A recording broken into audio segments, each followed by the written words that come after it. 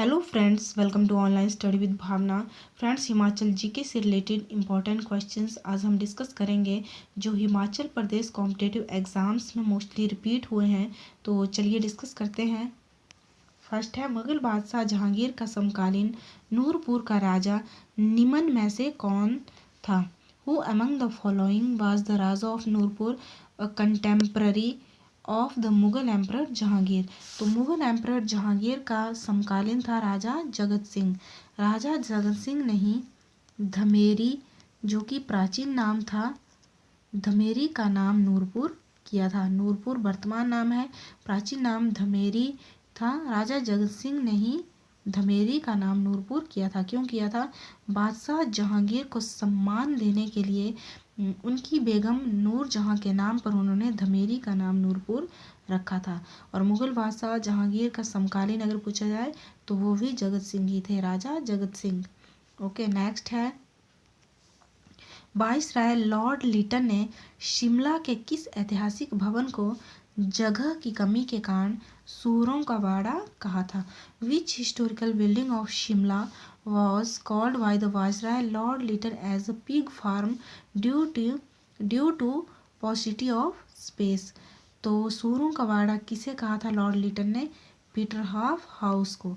Peterhof house जो है ये चौरा मैदान शिमला में एक इमारत है जहाँ पर ब्रिटिश काल में लगभग भारत के 7 वाइसराय और गवर्नर जनरल वहाँ पे रहे।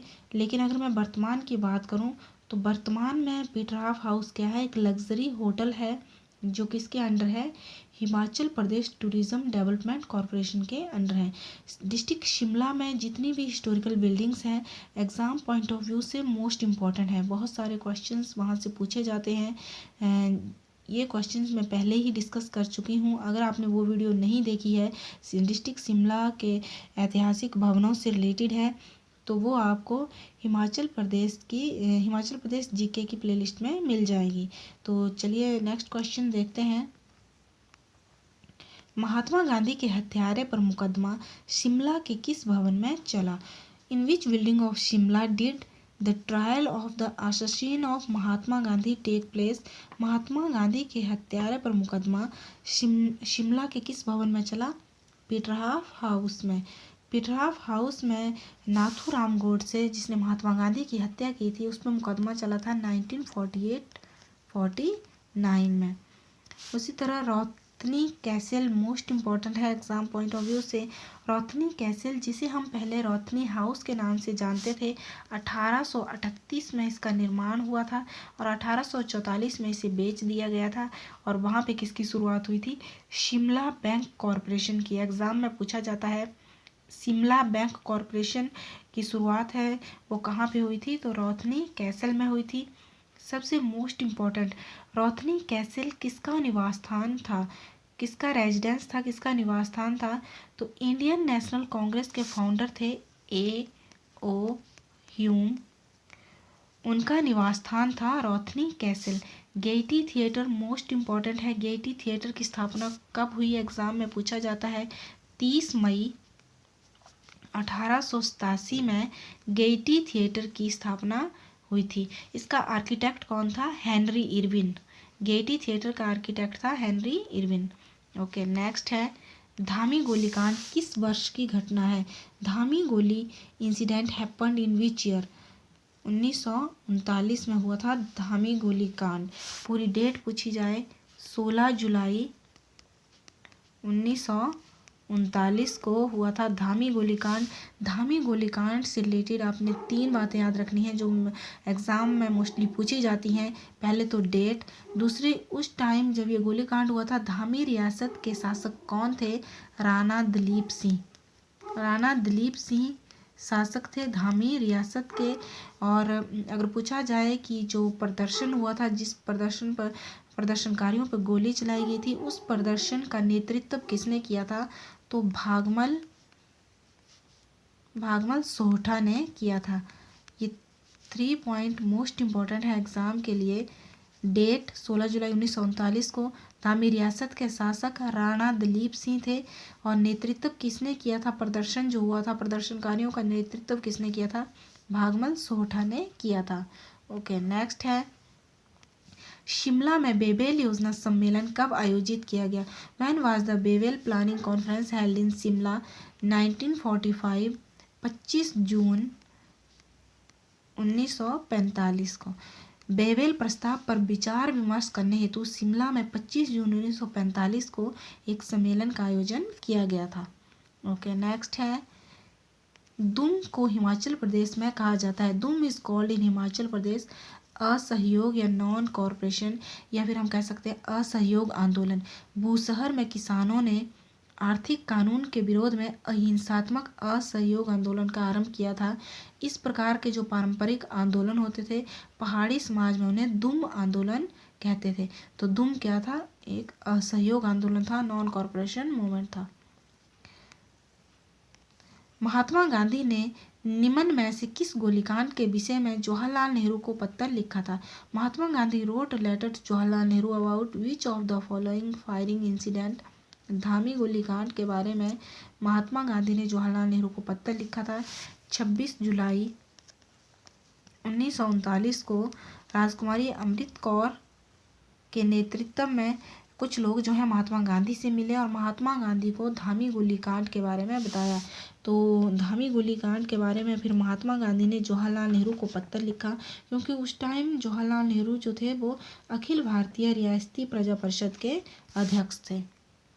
ओके नेक्स्ट है हिमाचल के किस स्वतंत्रता सेनानी को फ्रंटियर गांधी के नाम से जाना जाता है? Which freedom fighter of Himachal Pradesh is known as frontier Gandhi? सबसे पहले फ्रंटियर गांधी के नाम से किसे जाना जाता है? खान अब्दुल गफार खान। खान अब्दुल गफार खान को फ्रंटियर गांधी के नाम से जाना जाता है। लेकिन यहाँ हिमाचल की बात हो रही है। हिमाचल के किस स्वतंत्रता सेनानी को फ्रंटियर गांधी के नाम से जाना जाता है? तो भज्जू राम को। अगर ऐसे पूछा जाए कि फ्रंटियर गांधी के नाम से किसे जाना जाता है तो खान अब्दुल गफार खान को, और हिमाचल प्रदेश से पूछा जाए तो भज्जू राम को फ्रंटियर गांधी के नाम से जाना जाता है। ओके नेक्स्ट है शिमला स्थित भारतीय उच्च अध्ययन संस्थान को पहले किस नाम से जाना जाता था? By what name was the Indian Institute of Higher Studies Shimla formally known? तो शिमला स्थित भारतीय उच्च अध्ययन संस्थान को पहले वाइस रीगल लॉज नाम से जाना जाता था। मोस्ट इम्पोर्टेंट है viceregal lodge. Viceregal lodge को पहले राष्ट्रपति निवास के नाम से जाना जाता था।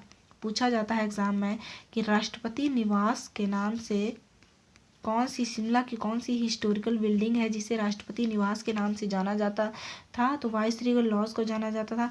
कहाँ पर स्थित है ये? ऑब्जर्वेटरी हिल पर।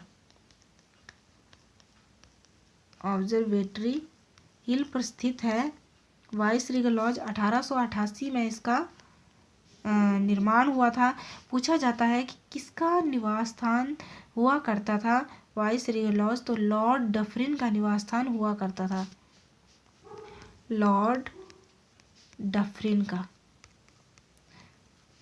और वर्तमान में इसे किस नाम से जाना जाता है? भारतीय उच्च अध्ययन संस्थान या इंस्टीट्यूट ऑफ एडवांस स्टडी के नाम से इसे जाना जाता है। 1960 तक इसे राष्ट्रपति निवास कहते थे। ओके नेक्स्ट है कांग्रेस के संस्थापक ए.ओ. ह्यूम का आवास रहा रोथनी कैसल कहाँ स्थित है? हमने पहले ही इसे डिस्कस कर लिया है। Where is Rothney castle? The residence of the founder of Congress. Jakhu मंदिर के रास्ते में या फिर जाखू हिल में स्थित है रोथनी कैसल। किसका निवास स्थान हुआ करता था? ए.ओ. ह्यूम जो कांग्रेस के संस्थापक थे। नेक्स्ट है मंडी निवासी भाई हिरदाराम का संबंध किस क्रांतिकारी दल से था? Bhai Hirdaram a resident of Mandi was related to which revolutionary party? तो भाई हिरदाराम का संबंध था गदर पार्टी से। ओके नेक्स्ट है महल मोरिया नामक स्थान पर राजा संसार चंद के साथ किसका युद्ध हुआ था? With whom did Raja Sansar Chand fight at the place called Mahal Moria? गोरखों का युद्ध हुआ था राजा संसार चंद के साथ, जिसमें गोरखों की हार हुई थी। नेक्स्ट है चंबा रियासत के उस शासक का क्या नाम था जिसने अपनी बेटी के नाई प्रेमी को वजीर के पद पर नियुक्त किया था? What was the name of the ruler of the princely state of Chamba who had appointed his daughter's lover as the wazir? Raja Uday Singh. राजा उदय सिंह थे उस टाइम चंबा रियासत के शासक, जिसने अपने बेटी के प्रेमी को वजीर के पद पर नियुक्त किया था। नेक्स्ट है भरमौर का पुराना नाम क्या था? What was the old name of Bharmour? Brahmapur नाम था भरमौर का। धमेरी की अगर हम बात करें तो नूरपुर का प्राचीन नाम था धमेरी। बनेड़ सुंदरनगर का प्राचीन नाम था बनेड़। नालागढ़ का प्राचीन नाम था हिंडूर। और एक और एग्जाम में पूछा जाता है बैजनाथ का प्राचीन नाम था कीरग्राम। भरमौर का प्राचीन नाम ब्रह्मपुर, नूरपुर का प्राचीन नाम धमेरी, नालागढ़ का प्राचीन नाम हिंडूर, सुंदरनगर का प्राचीन नाम बनेड़ और बैजनाथ का प्राचीन नाम कीरग्राम था। ओके, नेक्स्ट है हिमाचल प्रदेश के अनार्य राजा सांबर का किस आर्य राजा के से अनेक बार युद्ध हुआ था? The non Aryan king Shambar of Himachal Pradesh had many battles with which Aryan king? Divodas से युद्ध हुआ था राजा सांबर का, और ये युद्ध लगभग 40 वर्ष चला था। ये भी पूछा जाता है एग्जाम में कि कितने वर्षों तक राजा सांबर और दिवोदास के मध्य युद्ध हुआ था? तो 40 वर्षों तक। ओके, नेक्स्ट है तिब्बती धर्मगुरु दलाई लामा धर्मशाला कब आए थे? When did the Tibetan spiritual leader Dalai Lama come to Dharamshala? 1959 में। दलाई लामा जो है वो कब आए थे? 1959 में आए थे। अगर पूरी डेट पूछी जाए तो 31 मार्च 1959 को। ओके, नेक्स्ट है भंगानी साहिब की लड़ाई मोस्ट इम्पॉर्टेंट है। भंगानी साहिब की लड़ाई गुरु गोविंद सिंह और किस रियासत के राजा के बीच हुई थी?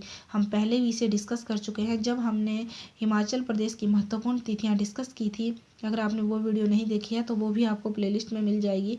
तब हमने डिस्कस किया था कि भंगानी साहिब की लड़ाई किसके मध्य हुई थी। बहुत बार रिपीट हुआ है एग्जाम में। गुरु गोविंद सिंह और बिलासपुर रियासत के राजा थे राजा भीमचंद के मध्य हुई थी भंगानी साहिब की लड़ाई। कब हुई थी? 1686 में हुई थी। 1686 पूरी डेट पूछी जाए तो 18 सितंबर 1686 में भंगानी साहिब की लड़ाई हुई थी। 1686 में गुरु गोविंद सिंह और बिलासपुर रियासत के राजा थे राजा भीमचंद, उनके मध्य में हुई थी। और इसमें विजय किसकी हुई थी? गुरु गोविंद सिंह की। उस टाइम 19 वर्ष के थे गुरु गोविंद सिंह। ओके, नेक्स्ट है नूरपुर को किस वंश की रियासत माना जाता है? Nurpur is considered the princely state of which dynasty? Pathania वंश की रियासत माना जाता है नूरपुर को। ओके, नेक्स्ट है निम्न में से किस व्यक्ति ने स्पीति के मठों को जला दिया था? Who among the following had burn down the monastery of Spiti? Zorawar Singh. Sikh सेनापति जोरावर सिंह ने स्पीति के मठों को जला दिया था। ओके, नेक्स्ट है पंडित जवाहरलाल नेहरू ने 1937 में संपन्न निम्न में से किस सम्मेलन में बाबा कांसीराम को पहाड़ी गांधी की संज्ञा दी थी? In which of the following conference held in 1937 Pandit Jawaharlal Nehru called Baba Kanshiram as Pahari Gandhi? यहाँ से 3-4 क्वेश्चन एग्जाम में बनते हैं। सबसे पहले पहाड़ी गांधी की संज्ञा किसे दी गई? बाबा कांसीराम को दी गई। किसने दी?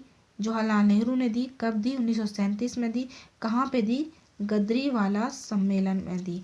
तो गदरीवाला सम्मेलन में 1937 में पंडित जवाहरलाल नेहरू ने बाबा कांसीराम को पहाड़ी गांधी की संज्ञा दी थी। और पहाड़ी बुलबुल की संज्ञा किसने दी थी?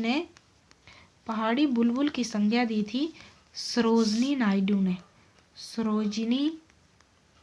नायडू ने दी थी। कब दी थी?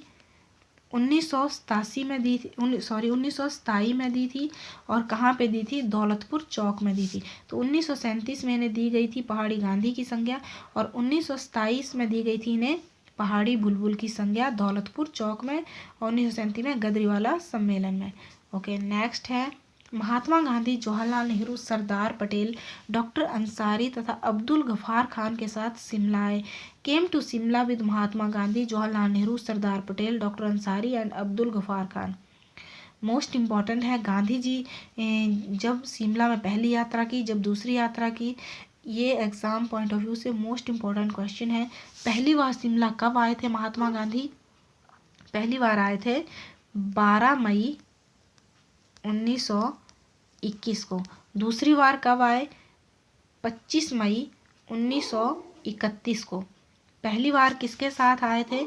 मदन मोहन मालवीय और लाला लाजपत राय। तो पहली बार आए थे 12 मई 1921 को मदन मोहन मालवीय और लाला लाजपत राय के साथ। दूसरी बार 25 मई 1931 को आए महात्मा गांधी, जवाहरलाल नेहरू, सरदार पटेल, डॉक्टर अंसारी और अब्दुल गफ्फार खान के साथ। ये मोस्ट इम्पॉर्टेंट डेट्स है, एग्जाम में पूछी जाती है। और तीसरी बार आए थे 15 जुलाई 1931 में। तीसरी बार यात्रा कब की थी? 15 जुलाई 1931 में। ये मोस्ट इम्पॉर्टेंट है, पहली बार कब आए, दूसरी बार कब आए और तीसरी बार कब आए। ओके, नेक्स्ट है, अंग्रेजों ने शिमला को स्थायी ग्रीष्मकालीन राजधानी कब बनाया? When did the British make Shimla the permanent summer capital? 1864 में शिमला को ग्रीष्मकालीन राजधानी बनाया गया और इसकी आधिकारिक घोषणा किसने की थी? सर जॉन लॉरेंस ने। फ्रेंड्स, आई होप आज की वीडियो आपके लिए यूज़फुल होगी, और अगर आपको वीडियो पसंद आए तो लाइक करें, चैनल को सब्सक्राइब करें ताकि आपको आने वाली सभी वीडियो की नोटिफिकेशन मिल सके। Thank you, keep watching.